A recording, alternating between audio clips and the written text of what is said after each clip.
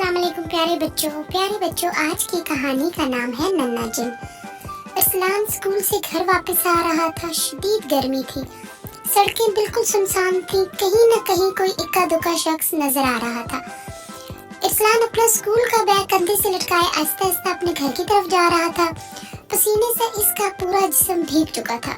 प्यास भी इसको बहुत शदीद लग रही थी। बच्चों, अरसलान जल्द से जल्द घर पहुंचना चाहता था। इस वक्त वो जिस सड़क से गुजर रहा था बच्चों, वो बिल्कुल वीरान थी। दूर दूर तक कोई इंसान मौजूद न था। अचानक अरसलान को आवाज आई, दोस्त जरा ठहरो। अरसलान ने इधर उधर देखा, ये बारीक सी आवाज किसकी आ रही है। अरसलान को बच्चों ये वहम लगा। फिर इसको दोबारा से वो आवाज आई, दोस्त जरा ठहरो, मेरी बात तो सुनो। अरसलान बड़ा परेशान हुआ और इधर उधर देखना शुरू हो गया। अब तो अरसलान और ज्यादा परेशान हुआ क्योंकि आवाज उसके बिल्कुल करीब से आ रही थी, लेकिन उसको नजर कोई नहीं आ रहा था। इतने में फिर एक बार आवाज आई, मैं ऊपर हूँ, अपने सर से ऊपर तो देखो। अरसलान ने घबरा कर देखा तो हैरत से उछल ही पड़ा। हवा में एक छोटा सा बच्चा तैर रहा था। अब तो अरसलान पर खौफ तारी हो गया।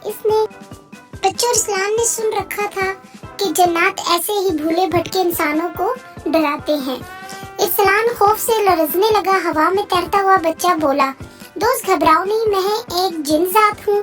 मुझे इंसानों से दोस्ती करने का बहुत शौक है, इसलिए मैं जन्नत की दुनिया से इंसानों से दोस्ती करने के लिए आया हूँ।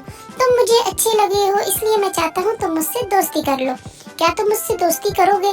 बच्चों, अरसलान तो बहुत खौफजदा हुआ और जिन से पूछने लगा, क्या तुम मुझसे दोस्ती करना चाहते हो? तो जिन ने कहा, हाँ, मैं कोई शरारती जिन नहीं हूँ, मैं तुमसे वादा करता हूँ तुम्हें कोई नुकसान नहीं पहुँचाऊंगा। नन्हे जिन को इस तरह बातें करते देखकर अरसलान को भी कुछ हौसला हुआ और वो बोला, तुम मुझसे दोस्ती क्यों करना चाहते हो? तो बच्चों, नन्हा जिन कहने लगा, इसलिए कि मुझे तुम अच्छे लगे हो। अरसलान को सोचने लगा, नन्हा जिन अभी तक हवा में इसके सर के ऊपर तैर रहा था। आखिर अरसलान ने कहा, ठीक है, तुम मुझसे दोस्ती करने पर तैयार हो तो मैं भी तुमसे दोस्ती कर खुशी महसूस करूंगा। तो जिन ने कहा, शुक्रिया, अब हम कल मिलेंगे। ये कहकर नन्हा जिन बच्चों गायब हो गया। नन्हे जिन के गायब होते ही अरसलान तेजी से अपने घर की तरफ चला गया। लेकिन बच्चों, अरसलान को नन्हा जिन पूरा दिन याद आता रहा। उसने अपना बैग रखा घर जाकर, फिर खाना खाया और अपने कमरे में जाकर नन्हे जिन के बारे में सोचने लगा और यही सोचने लगा कि कब कल हो और मैं नन्हे जिन से दोबारा मिलूं। दूसरे दिन अरसलान जब बच्चों स्कूल गया तो उसका दिल पढ़ाई में बिल्कुल भी नहीं लग रहा था।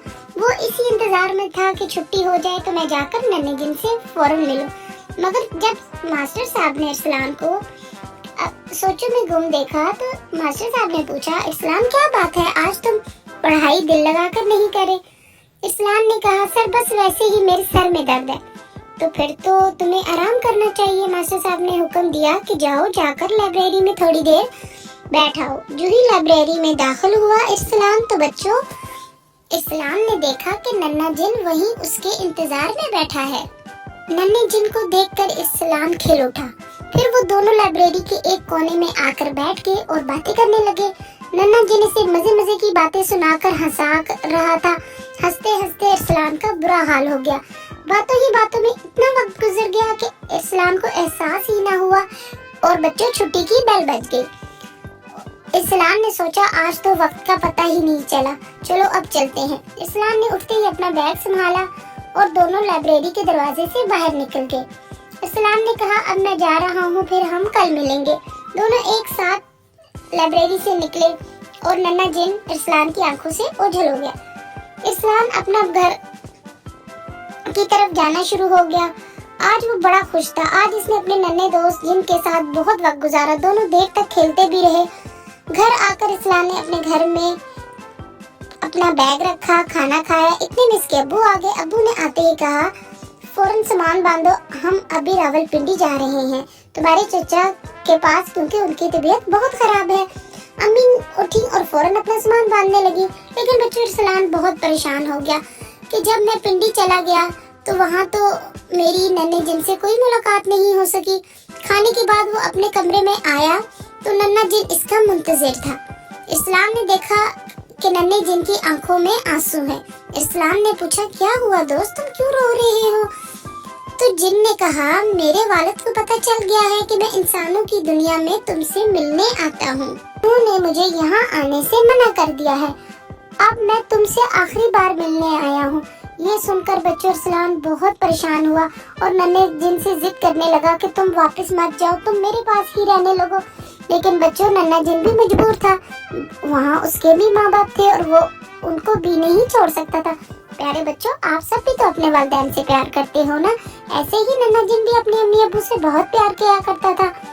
ارسلان سے وعدہ کر لیا ننھے جن نے کہ میں تم سے کبھی کبھار ملنے آؤں گا۔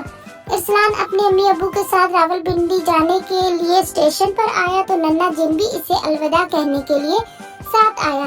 ٹرین چلتی رہی اور وہ بھی اس کے ساتھ چلتا رہا، اسے بچوں صرف ارسلان ہی دیکھ سکتا تھا۔